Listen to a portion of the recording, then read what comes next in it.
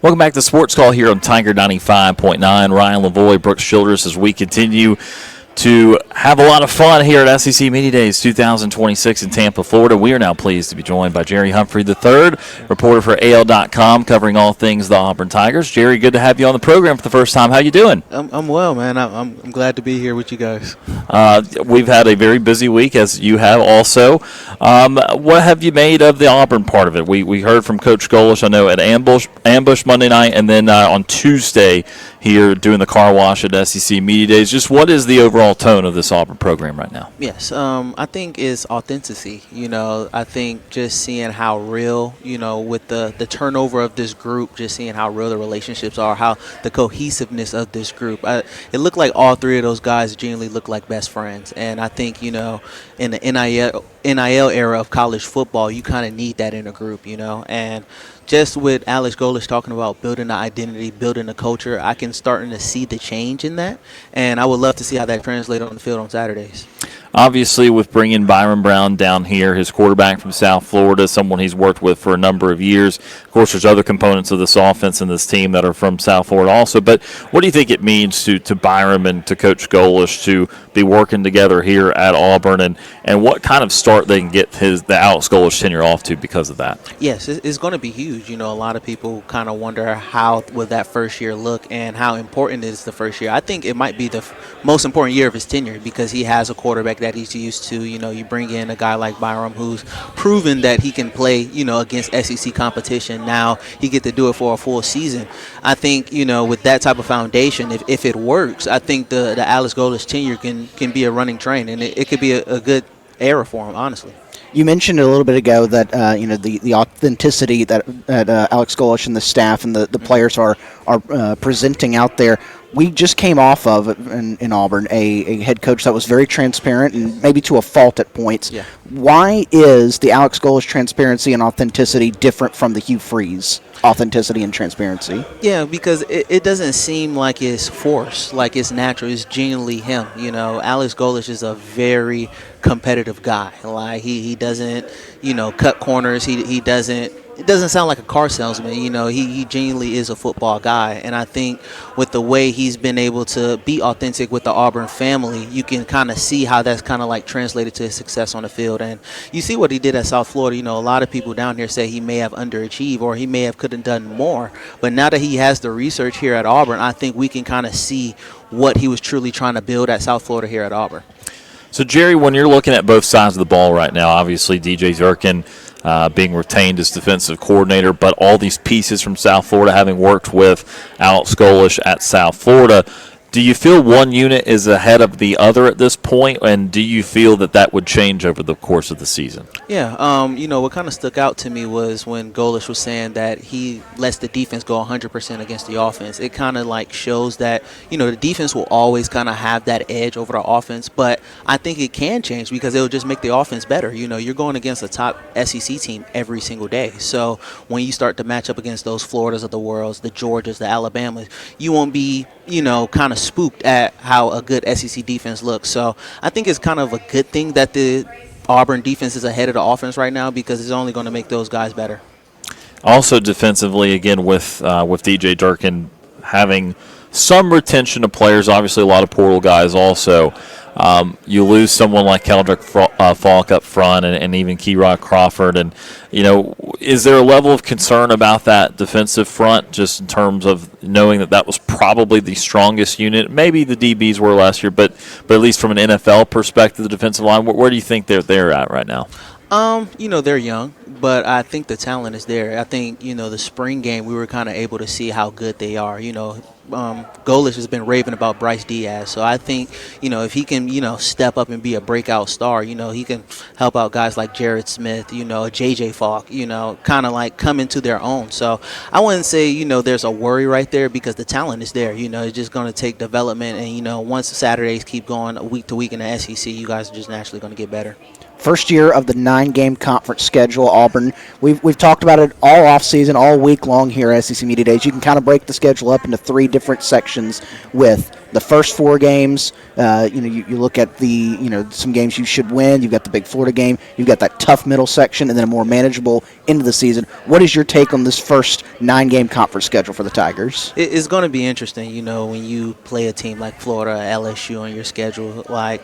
Those are going to be tough games, but you have to win those essentially, and now that you have an extra game in that, a lot of those close SEC losses that we saw last year, you can't kind of afford to like stack those up in the season because you're going to look at me and be like, oh man, we only have 4 or 5 wins, So it's going to be interesting to see how they manage it. But like you said, that Florida game, I think that might be honestly the biggest game of the schedule aside from the Iron Bowl. But that SEC opener, you're back at home, for your first SEC game. So I think that game kind of sets the tempo of what Auburn season will look like this fall.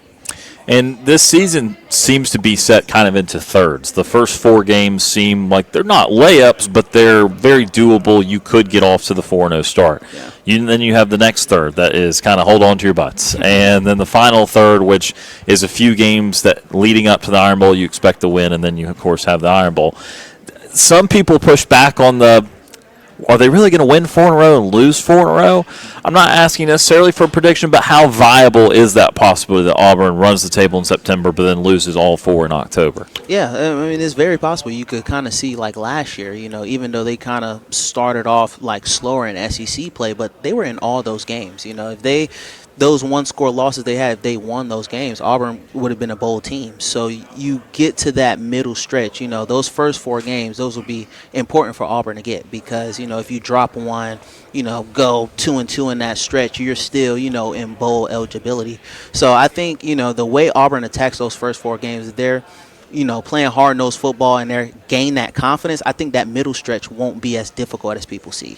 Talking to Jerry Humphrey III of AL.com today on SportsCall. So, Jerry, looking at a couple of the units on the offensive side of the ball, and this running back room has always intrigued me. Oh, yeah. But really, there's a lot of guys that could be getting a ton of carries because Byrum Brown's going to factor into rushing the football a lot. Where do you think that Auburn's going to kind of prioritize running the football this year? Yeah, I think that's going to be the bread and butter of their offense. You have, 3 guys who rushed for over like 700 yards last year, on the same backfield. So I think, being able to rotate, several day one starters, on a roster, is going to be huge. And then with Byrum able to like use his legs as well, this is going to be a very versatile offense because not even talking about the running backs, you look at the length of receivers that they have, from slot guys to big guys to guys who can, like a Deshaun Spencer who can do it all. So it's going to be interesting to see how they like balance all those things. But I think the running attack, they're going to pound the ball really well. We're sitting here at SEC Media Days here in July. Fall camp starts up here in a couple weeks. We went through Alex Golesh a full spring with this team. When you sit here today, I'm like what Ryan said, not going to ask you for a record, but Auburn has success this year on the football field because they do what well? I think, they're consistent on offense. If the offense can stay consistent, I think we can see a successful year for Auburn. I'm not going to put a win number out there, but just in the past, we haven't seen a consistent offense. One week they look good, one week they're like, what is this? But I think if they can consistently put a product on there where this is the Auburn identity, this is how they play football, and kind of give teams something to worry about when they're preparing to play them, I think that can make them a dangerous team because we know what their identity is on defense. We just now need to figure out what it is on the offensive side of the ball.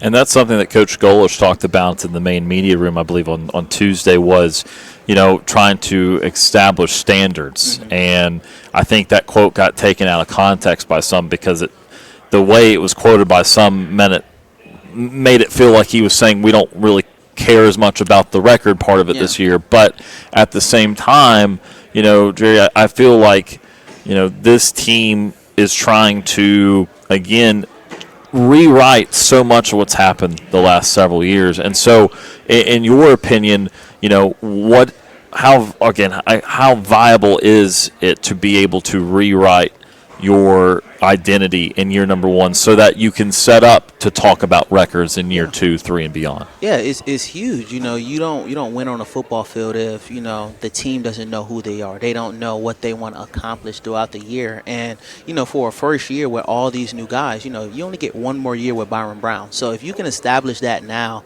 you know, even the future recruits in 2028, 2029, they'll see what Auburn football is all about. And, you know, one of the big things Golesh said when he first took the job is he wants to bring that program back to a blue blood. And the only way you do that is, you know, coming in with your own identity, coming in with your own standards and culture. And I think for him kind of pushing that early on, you know, this fall is going to be kind of like easy for these guys to like be able to like spread the word when bringing in more guys, you know, to come in for next year.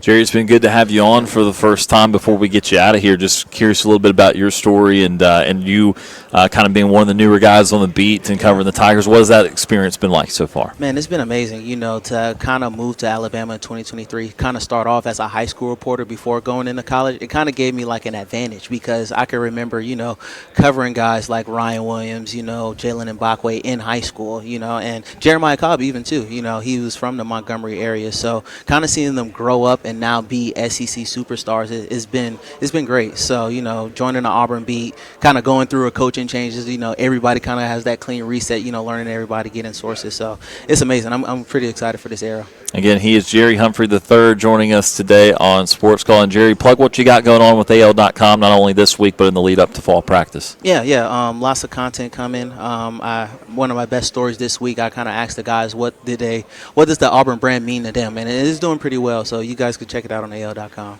He's Jerry Humphrey III joining us today. Jerry, we appreciated the chat today. We'll have to catch up with you again soon. Yes, for sure. Thank you, guys. That is Jerry Humphrey III of AL.com joining us today on Sports Call.